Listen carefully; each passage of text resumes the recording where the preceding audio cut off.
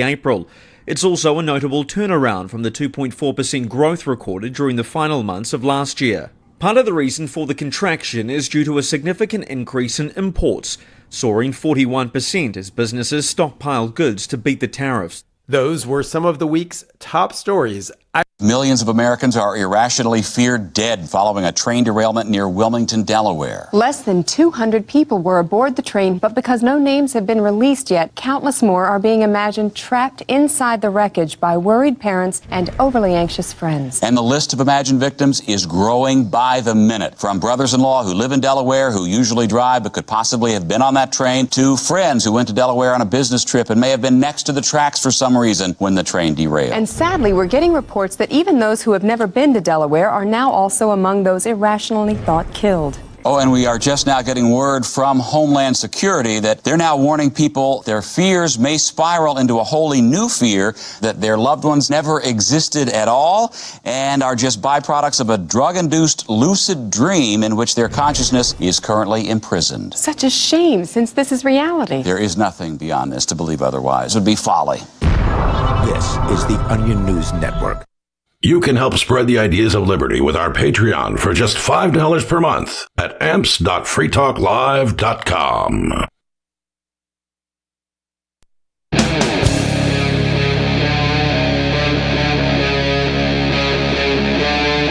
Free Talk Live.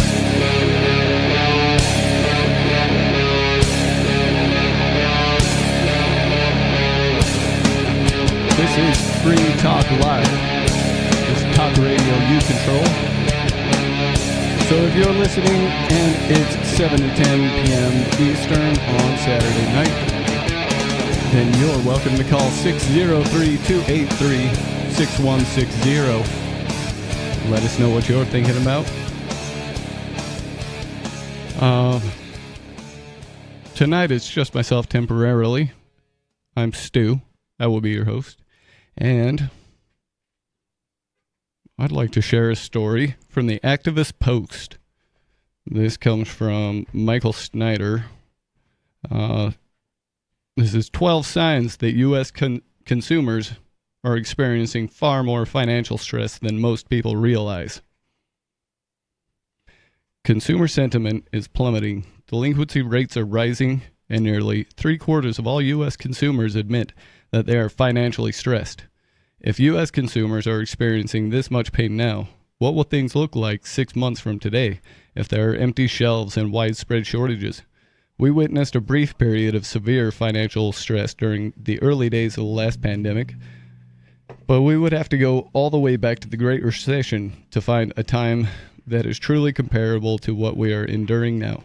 U.S. consumers have been getting hammered for years, and now it appears our problems are about to go to an entirely new level. The following are 12 signs that U.S. consumers are experiencing far more financial stress than most people realize.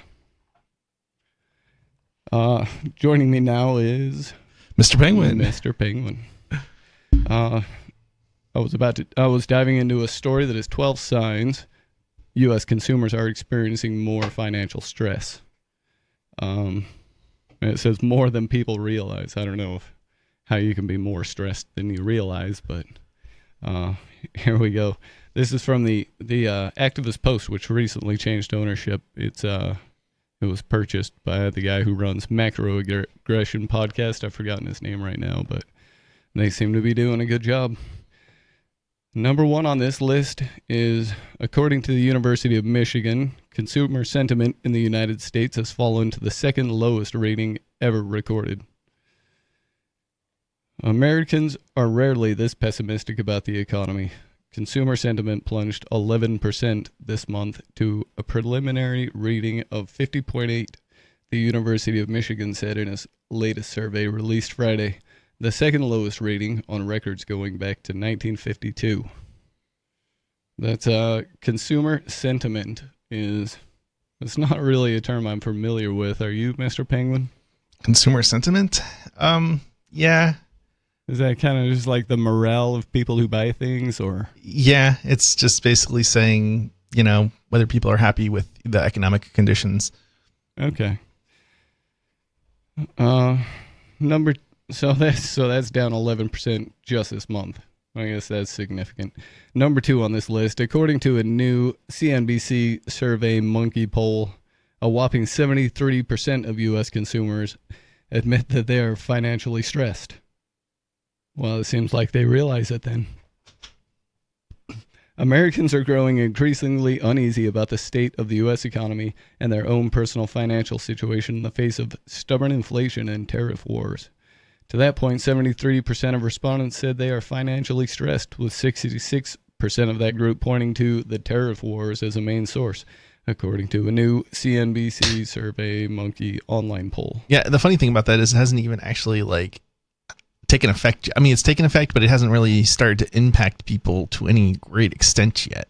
Oh, absolutely. There's a whole lot more that could come home to roost on this. Well, I mean, yeah. So I think it's had like a 30% impact. I don't know how it's only had a 30% impact, but anyway, something like a 30% impact in relation to, I think it's mostly the clothing mostly at this point, but it's going to have, once the clothes run out, once the electronics run out, the stock that's already here, and companies have purchased larger stocks and they're actually warehousing stuff at the moment. But once that stuff runs out, then you're going to see the 150% ish tariffs that Trump is imposing. So I mean, This is a dual nature problem as well, where you've got the inflation in the U.S. dollar and what they've done to that, since 2020. And that's ridiculous. And that always starts at the top, and the consumer feels it last, right? Yeah. So the bankers get it, and they just they let it. They get to spend it at the time when it's still worth, the amount it was when it was printed. By the time it gets into your pocket, it's been realized on the market how much money there is in circulation, and the value of it has gone down. It was about 13. It had about a 13%. Basically, everybody lost about 13% of their income the last time around with the trade war. This time, it's that was like overall in terms of like all the goods you purchased. Mm-hmm. You lost about 30. It was you had, or I guess you would have an increasing cost of about 13%. So averaged out. So if you include stuff that was tariffed and not tariffed, right, it ends up being about 13%. So that comparison is, and that's kind of just a roughly speaking. We're talking about like basically the goods at Walmart, right? That doesn't actually include like everything that you could buy, but yeah. Well, when people see prices go up, they might be quick to blame the tariffs, but they've got to remember all the money printing that also went on. And this is this is definitely not just Trump that's having a hugely negative impact. And then not only that, but most Americans are unaware of the situation with U.S. debt being held as a foreign asset in other countries, and when that decides it's getting sold off, things are going to be pretty rough around here. Yeah, I mean, it's been pretty bad, but like there's all sorts of reasons for the inflation that we've seen over the last 4 or 5 years. A lot of it was really attributable to Biden, but the Trump administration also had a substantial impact as well with the tariffs for the first time around. And the tariffs the first time around, they were 10% and then 25%, and then I think he dropped it, and then when Biden, but you can't blame the tariff. Here's the problem with blaming Trump for the tariffs here. So COVID started under Trump one though, and that's when the machines really started cranking. For sure. But you can't really blame Trump for the tariffs entirely, because if you look at the Democrats under Joe Biden also reinstituted the 25% tariff when Joe Biden took office. Absolutely. So like anybody who's being overly critical of Trump has to remember that the Democrats basically continued the trade war that Trump started. So yes, we can blame Trump for the initiation of the trade war, but it didn't go away under Joe Biden. In fact, when it literally Trump got rid of the trade war before he left office, before Joe Biden came into office, and then Joe Biden just reinstituted the absolute maximum 25% tariff that Trump had previously instituted. So right. Yeah, I would never disparage one president administration and champion another, since they like this whole left-right paradigm thing. Oh, yeah. Kind of. To me, it's two flavors of something very absolutely. unsavory. Yeah, I would be very skeptical that the next, or at least I would say the Democrats administration, if they come into power next time round, is going to undo these tariffs. I mean, assuming they're still around, right? I doubt they're gonna do anything differently. The left and the right are basically one of the same coin. They might say different things, but when you actually look at what they do in practice, it's really not the different. first time. They're not really that different. Trump's big thing was build the wall, but the Clintons started building that, during their reign of terror. For sure, that's true. And what's funny is too the Democrats said, I forget at some point, I forget which person said it, but one of our one of our Democrats representatives that were elected said, if she was elected or something, if their party was elected or something like this, if we're elected, I'm going to tear down this wall and open the border. When she actually got into office or whatever, she was like, "Oh yeah, that's not what I meant," or something. I'm like, "Wait a minute, I thought you were gonna have an open border policy, right? Like anybody can come and go freely." And no, that's like they're a bunch of hypocrites. They end up keeping the same policies of the prior administration, sometimes even making it worse. And it doesn't matter whether you elect a Republican or a Democrat. Yeah, it really doesn't. They're very much. I just voted. I voted for neither. I don't see what the point of contributing to the situation is. Yeah, I agree. Back to this story. Number 3 on this list is approximately 2/3 of U.S. adults feel like they are behind on their savings goals, and half of U.S. adults believe that they will never reach their savings goals at all. Yeah, you probably shouldn't be saving. You should be investing. If you're saving, you're basically throwing your money away. Oh, absolutely. If you're just saving straight dollars, that is a terrible idea, because even that's an investment, but it's, in my opinion, and this is not financial advice. I don't think you can call it. I don't think you can call it an investment, in that it's a losing money. You're losing money when you're storing fiat. I've lost money on investments. You can lose money on investments. Don't get me wrong, but generally speaking, you don't invest in things that are going to lose money. We know that the U.S. dollar is going to lose money. We know any of these fiat currencies are going to lose money, which is all government currencies. So unless you're investing in something like gold or silver or something that we can at least say is probably going to at least maintain its value. It's not really an investment. Yeah, I guess you could call it an obviously bad scam, if you'd like. It's the U.S. dollar is not where you want to leave your wealth by any means. Nope. Gold has been good lately. Silver pretty good. Cryptocurrency, since its creation, has been the best investment in human history. Yeah, I hate to say that. I really hate saying that, but I can't deny it. It's Bitcoin true. Specifically. Yeah. There's some truth to that. It's just I don't think people should be investing in cryptocurrencies. I think they should be using cryptocurrencies, and that's what I do with it. Benefiting from the reduction in cost of doing business, basically. The number go reducing up your thing. Transactional costs. Right. People don't understand the transactional costs. Like every time we do a trade, we're losing money in the process because we're paying big banks and governments.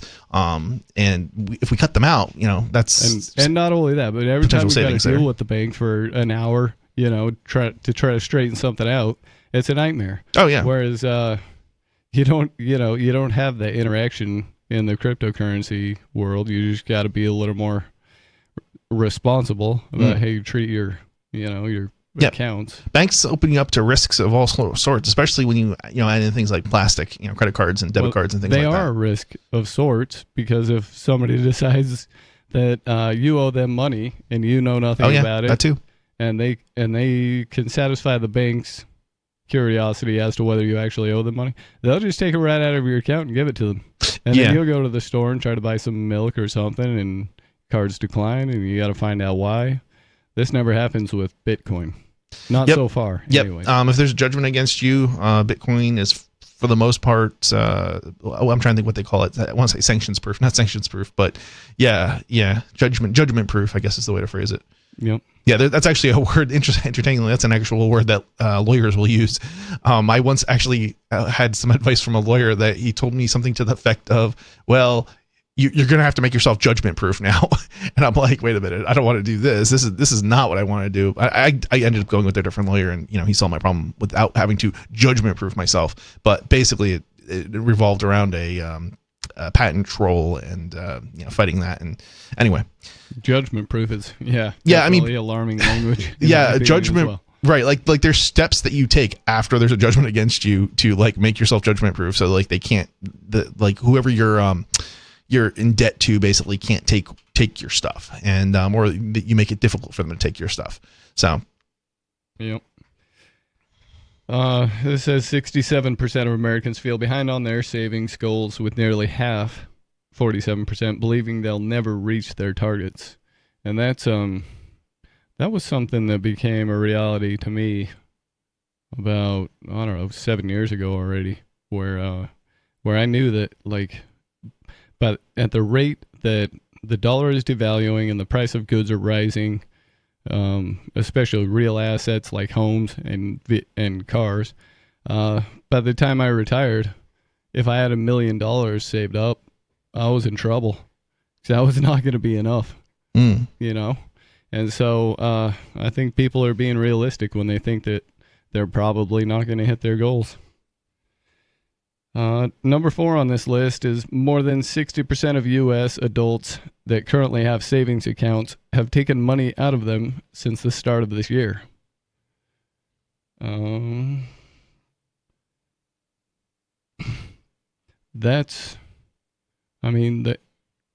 Again, I don't know why they're saving in dollars. This is a horrible idea. Your dollars can be put to work much better elsewhere. Number 5 on this list, the percentage of U.S. credit card accounts that are at least 90 days past due has reached the highest level in 12 years. The percentage of credit card accounts that were at least 90 days past due hit a 12-year high in the fourth quarter of 2024, according to data from the Federal Reserve Bank of Philadelphia. 0.9% of accounts were delinquent, the most since the Fed Bank began its report. Number 6, 5 million student loan borrowers in the United States have not made a single payment in the last year, and 4 million other student loan borrowers will soon reach that status. Meaning you have about 9 million people that haven't paid anything on their student loans, and about half of those are coming up on a year overdue. Number 7, for the first time in about 5 years, the Department of Education will resume collections of its defaulted federal student loan portfolio. This is going to put additional financial stress on millions of U.S. households. The department has not collected on defaulted loans since March 2020. Resuming collections protects taxpayers from shouldering the cost of federal student loans that borrowers willingly undertook to finance their post-secondary education. This initiative will be paired with a comprehensive communications and outreach campaign to ensure borrowers understand how to return to repayment or get out of default.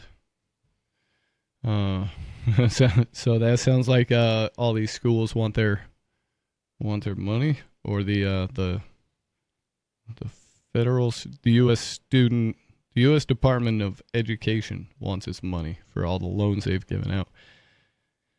And those are terrible loans, but that's kind of what you get, I suppose, when the public realizes it can just vote itself stuff from the... Yeah, I mean, that's the thing with these loans. They're kind of a scam. I mean, they should never have been... I mean, I don't want to say none of them should have been issued, but like the government should never have guaranteed the loan in the first place for people who, couldn't pay it back or wouldn't necessarily have the... how do I say this? End up with the skills to get it back or the capabilities of getting the degrees which will result in the skills, which will result in the jobs, sufficient to pay them back. And that's part of the problem with that we have now. We had people who went and they got degrees and things that were never going to make any money. And then, half the people didn't even graduate, but even if they had, it wouldn't have mattered because they went and got degrees and stuff that wasn't going to bring in a dollar. So now they can't afford to pay them back. And it's like, okay, well, who's going to pay that? It shouldn't be the American public. It should be some investor who, evaluated whether or not somebody could actually potentially pay it back. And if somebody was trying to get a degree in something that wasn't going to make money, then or give them the skills to make money later down the line and pay it back, then it should never have been issued in the first place. This blind, let's make everybody go to college is just not a smart move. Yeah. And to guarantee loans, regardless of, what majors people go into and, what potential skill sets and job outlooks, are like, that's a really bad idea. I suppose conspiracy theory guy would say that's a great investment by the government because, they have the brainwashed youth. It's interesting because it's like, it's not necessarily the case that like you shouldn't invest in the college, or you shouldn't invest in the education of, young, I wouldn't even call them young adults. You shouldn't invest in the education of adults. I mean, that's not a bad thing necessarily. It's the way in which you go about it though. And just blindly, guaranteeing loans is that the public eventually will have to pay back is just a really, really bad idea. Yep. And to boot, the state of, college education in this country has gotten steadily worse and is now probably, the only reason to go anymore is if you need a degree in order to get a license. Otherwise, you can learn anything you want on YouTube that they can teach you in college. I don't even think it has anything to do with licensing. I think it just has to do with, if you need the skills that you're only going to get through. No, you can get them on YouTube. Well, not every skill you're going to get on YouTube, maybe right? Not first-hand skills, but you can find enough information. Say you want to be a rocket engineer. Sure. You can pick up enough of the basics that you can start an apprenticeship under one of these guys if you've got enough ambition to call all the shops that do rocket engineering. I mean, I don't know. You can get taken on and work your way up without. Sure. I think there's some truth probably to what you're saying, especially with the STEM fields and things of this nature. And probably like to some degree you could do a lot of this.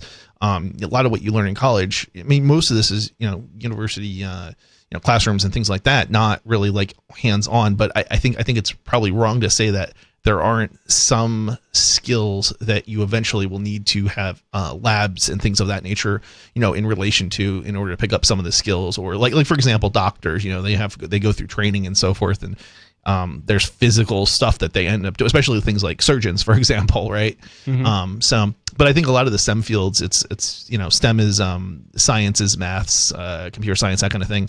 You're right. You can learn a lot of this stuff online potentially, and certainly the cost of the education is, while the money might be there, the cost of the education is actually ridiculous relative to what it could cost if only money was better spent by the higher education. Universities and things of that nature. Yep, I agree. Number eight on this list of 12 reasons people are worried about, the consumer situation in America. Number 8, the average credit score in the United States just dropped at the fastest pace since the Great Recession. Oh, that's funny. I just got supposedly my credit score just went up. That's funny. I think if I'm not incorrect, for the first time I have actually a good credit score. I never really cared about it previously, but yeah, I've never been too focused on my credit score, but it's also been decent. Yep. Well, if you're listening, what do you think about the situation of consumerism in America? Or things on shaky grounds? Give us a call, 603-283-6160. This is Free Talk Live.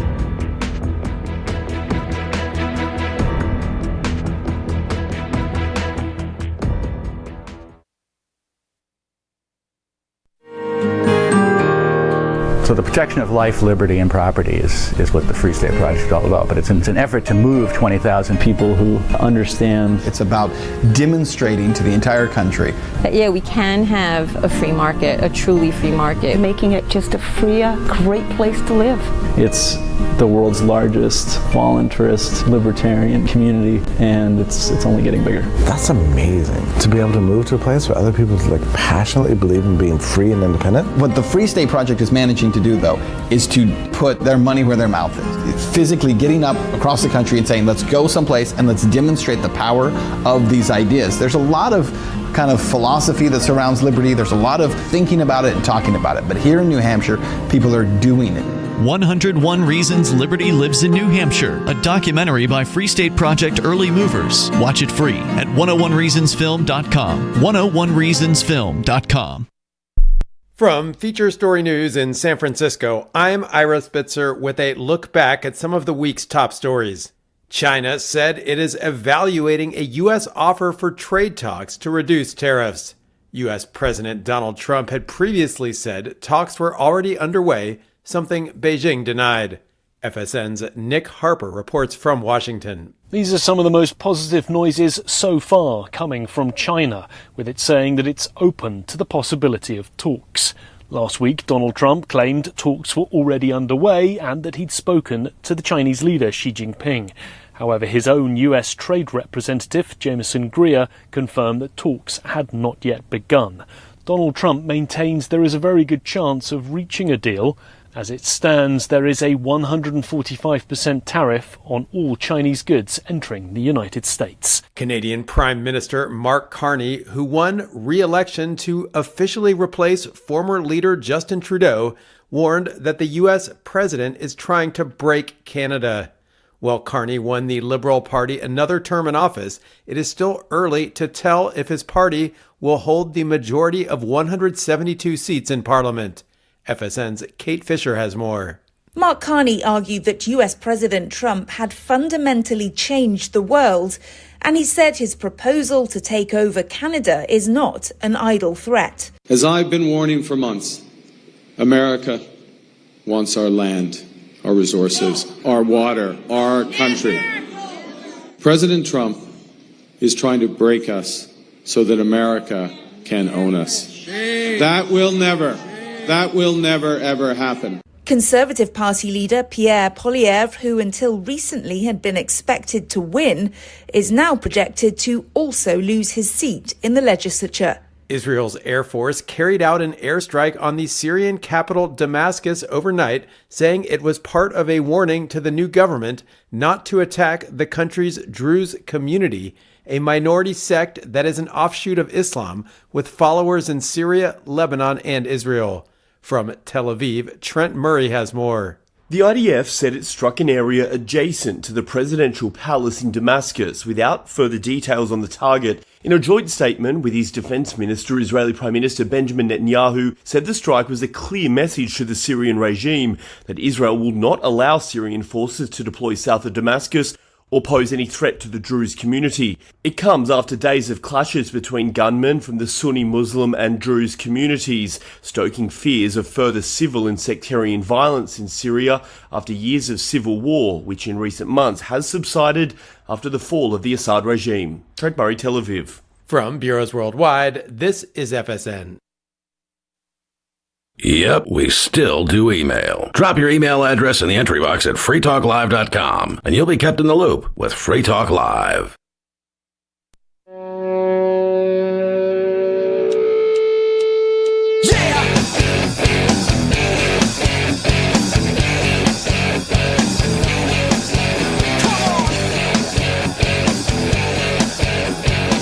It's Free Talk Live, talk radio you control. If you're listening and you want to call in tonight, the phone number is 603-283-6160. I'd like to thank Jake for being an amplifier with us here at Free Talk Live. That means Jake went to amps.freetalklive.com and signed up to support the show. AMPS stands for Advertise, Market, Promote, and Support. Thanks again. Thanks again, Jake.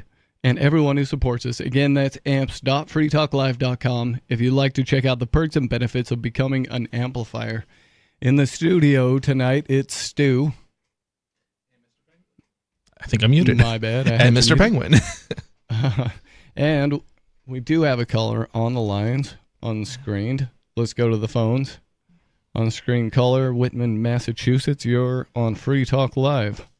It's the mastermind of evolutionary capitalism. Oh, goody. Not the commissioner of murder like Ross Ulbricht. Oh, Did you you're guys so much finally fun to look at the talk to. evidence? No. Did you finally see that picture of No, I have a website life, you and he's logged on? out of a cage, so it's of much less concern to me now. What's your obsession only with because that we have anyway? A president that has no integrity. He's just desperate for votes from special interest groups. Tell me of a That's the only president reason that's why had Ross Ulbricht's integrity. free. Tell me of one president that had integrity. Well, freeing a commissioner of murder doesn't help, does it? But this is not what I want to talk about. I don't want to keep destroying you because you guys don't even know the evidence. All you do. Oh, I'm so destroyed. Is that how you get your evidence? Do you just get your evidence from going to freeross.org? No. Do you actually look at the evidence provided in the case? 'Cause No. You guys keep bringing The up lies information about I that got was case. mostly biased, coming from his mother, but also I did watch 2 documentaries, and I've heard pieces of the proceedings from the court cases. Yeah, I want to say that I think most of a lot of what we've got is like more I don't know if first-hand account would be an accurate description, but people like his mother and but also like news stories have been written about it. Yeah. And that's certainly what those stories were certainly very biased in the other direction. So Right. which is what you were reading, I'm sure. Even those stories, though, talked about the corrupt FBI agents. Oh yeah, you're and- right. Absolutely. It's not like if you actually listened and my God. read all of this You don't know what you guys media are that was talking- reporting you on don't know this, what you guys are talking about. there was a ton of corruption that went on in that case. There was no corrupt FBI agents. Yeah, there were. There Those were two there were guys 2 spent- convictions, weren't there? Karl Marx Force they and what was the they other were- guy's name? I've forgotten. Don't know. And 2 guys spent time in prison, so that kind of indicates criminal and corruption. They were part of a DEA Maryland task force. They did none of their evidence had anything to do with the trial. That's why it wasn't allowed. Yeah, it in did. The New York it had. trial. It did. It absolutely did have to do with the trial. It had to do with. You don't know what you're talking about. No. You don't know what you're talking about, Mr. Penguin. They didn't use. Listen, None of that evidence was allowed. Just none let of me that speak evidence for was one allowed moment, in- man. Okay, so No, you were. Go ahead, Thanks. Mr. Penguin. So it did have to do with the case. Now, if you're stating it wasn't part of the trial, okay, yeah, I guess technically you're right. In that I don't think it was brought up or wasn't allowed to be brought up or it was discovered after maybe the trial was over or something like that. But nonetheless, there were 2 separate cases involving agents that were involved in this particular case, and the money was from this particular case, investigating this particular case. So it absolutely was connected. Now, whether or not whether or not it was part of the trial, I mean, that's kind of immaterial. It was directly tied to the case either way. And then before I bring you back, I'd also like to throw in that I heard all I really need to know about the entire case when Judge Catherine Forrester said that she was basically going to give him an unfair sentence because of his political ideology. Oh, yeah. Which is absolutely out of bounds and unreasonable and should never happen anywhere in a court in this country. So even she was making an example to ensure that nobody else might become a libertarian. So almost nothing this Like, guy seriously, could it's have messed done up. was more criminal than that action right there. And that's most of what I needed to know about this case anyways. All right, I'm going to bring you back. Let's see if you can be reasonable. More Yeah, good luck. misrepresentation. You guys know there was an objective. He had an objective sentencing score of 43, right? That was the highest you could score objectively on sentencing, right? So it allowed her to give him at least a life sentence. It. And this is what you get. Number one, I've already said this. This is what you get. Number one, when you pioneer facilitating a drug website, and he knew this. No, he knew that. There's Dude, it was eBay on the dark web. I mean, seriously. Stop interrupting me.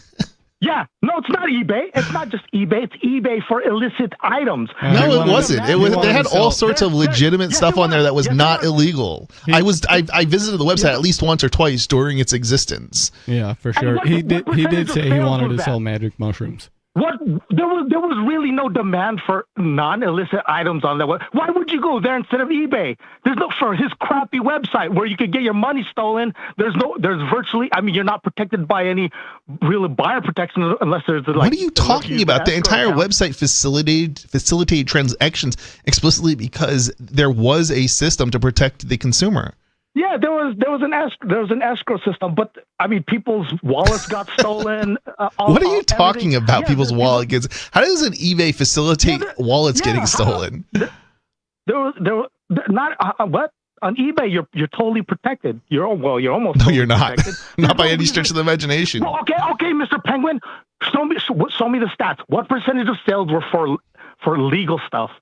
Tell me. Well, what do you think? What percentage of the total sales? Well, it's not that. Well, hold on a second. I don't necessarily know. I would say it's completely irrelevant. It's insignificant. They were insignificant. That's not the purpose of the Silk Road. Listen to me for a second. The website did it. You even see Ross Ulbricht's. Can I speak for just 1 second here? Yeah, you asked the question. So let's hear the answer. Yeah. So here's the thing. Yes, there's no question that the website was used heavily for illicit drugs. Don't disagree with you on that. But the website did have other things on it. Like, for example, there was a section for tech stuff. A lot of it was like privacy-oriented kind of tech stuff. Whether or not I thought it was any good, is irrelevant. But I think it is worth pointing out that it was just a general eBay. Now, just because that's what it became popular for, or that's what maybe the somebody was intending it to be used for. It's not what it was, right? Like, it still was a general purpose website to buy and sell goods. That was basically a clone of eBay. So, and not only that, but we've gone over the fact that black markets are actually a wonderful thing, and they prevented probably hundreds of millions of deaths in countries where governments had jacked around the economy so badly, such as in Russia, where they were starving entire sections of their population. Black markets often were the only way these people were getting fed at all. And I just can't see any fault with starting a market to sell things that are prohibited. Go ahead, Skeeter. They go against the rules of the collective.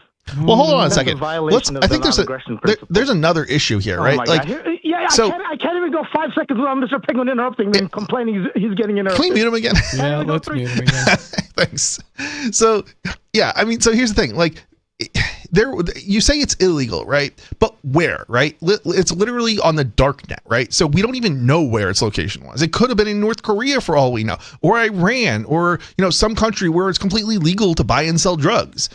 You're saying it's illegal, but you only could conclude that after effectively breaking into the website and identifying where the person who was running it was from, where the person where maybe the hosting server itself was located, and so forth. I mean, you literally had to create or commit a crime somewhere in the world in the process of going after what you think is a crime but may not actually be a crime, because again, it all depends on where it's operating from. All right. Well, we found all of that out, right? We found all of that when they got control of the server in Iceland, right? They found out that the computer that was logging in was Ross's computer, Frosty. Well, that might have been one of the computers that was logging in, but that doesn't necessarily mean it was we don't know. 99.9% of the logins, we have no idea where they were logging in from.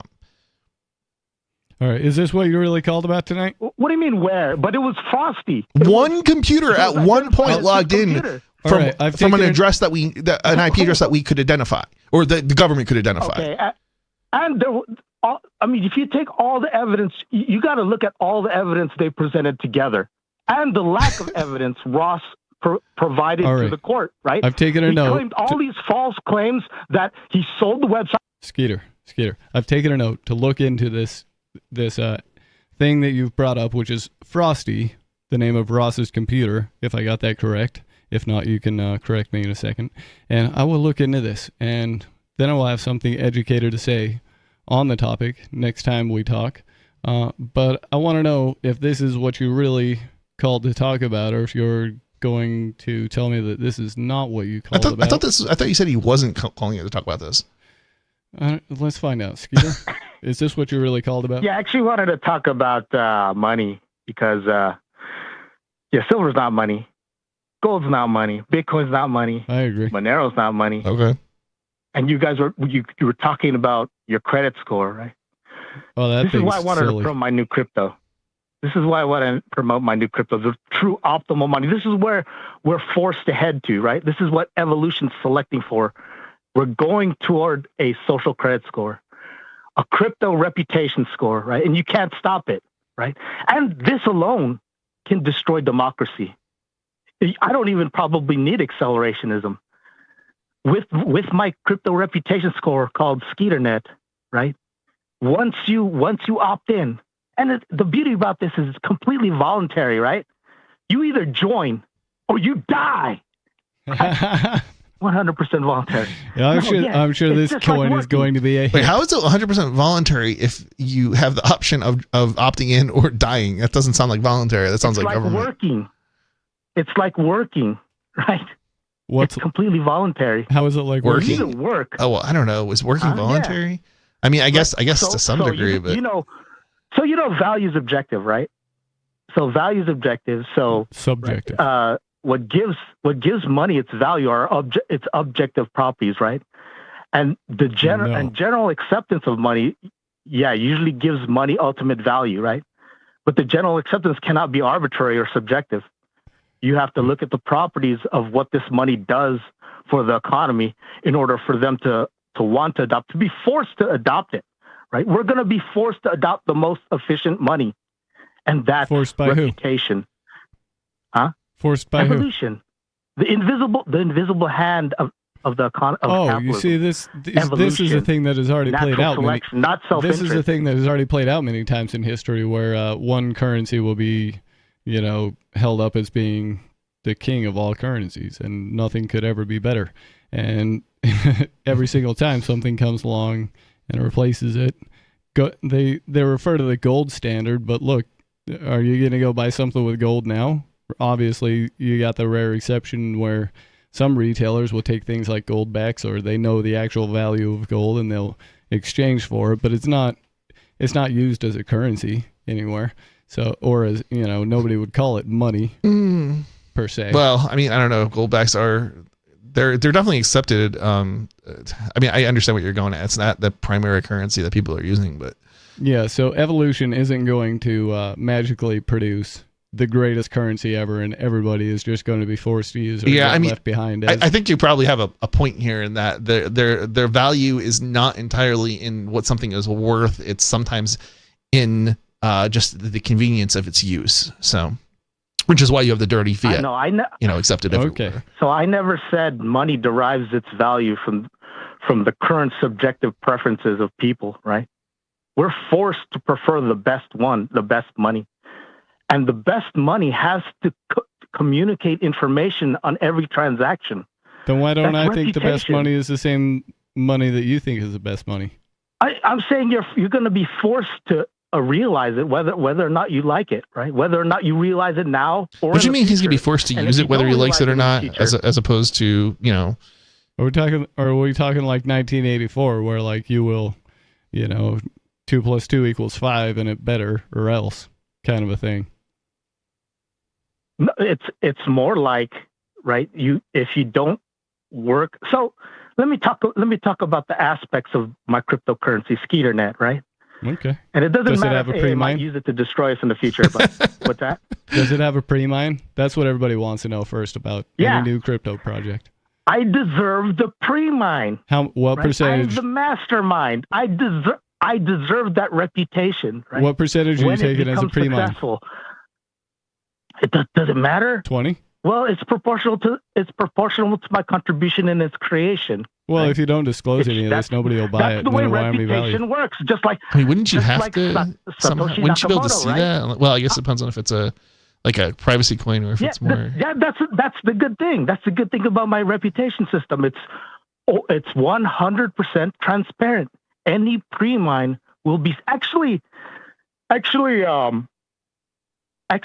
pre-mine will be determined on the credit scoring system, right? So my crypto system consists of two parts, right? An information system where everybody can contribute any piece of information they want, and they will be judged on it.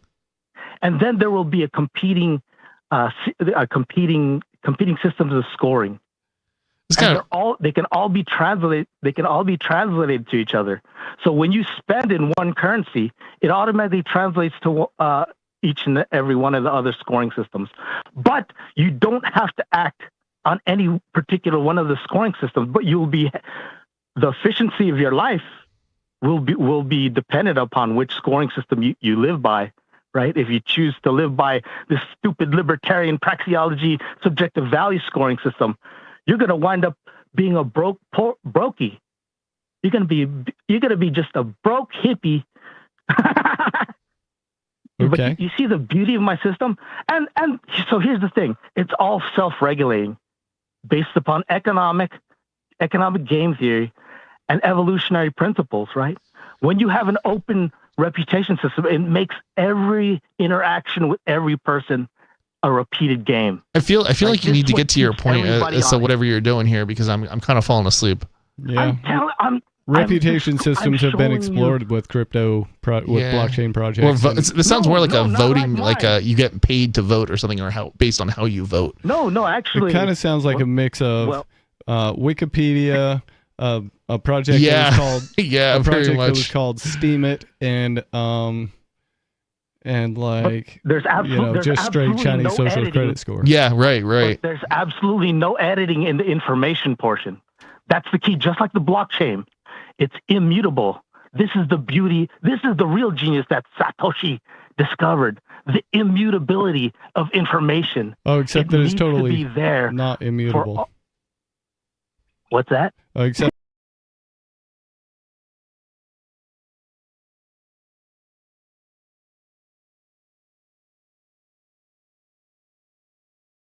The goal mute that, and therefore the goal is to make it immutable, right? Of course, that's just a technology problem, but the goal is to make it immutable so everybody can see everything